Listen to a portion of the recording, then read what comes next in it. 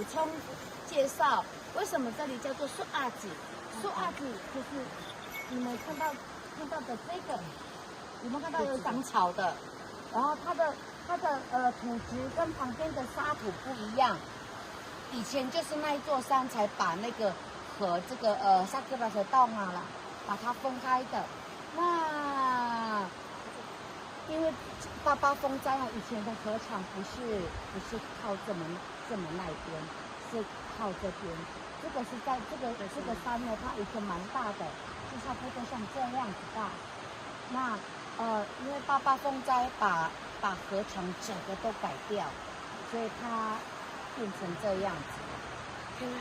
那还可以，但是还可以看得出来哦，大家还可以看得出来它的土跟石头跟旁边沙子原本的石头跟颜色是不一样的。好，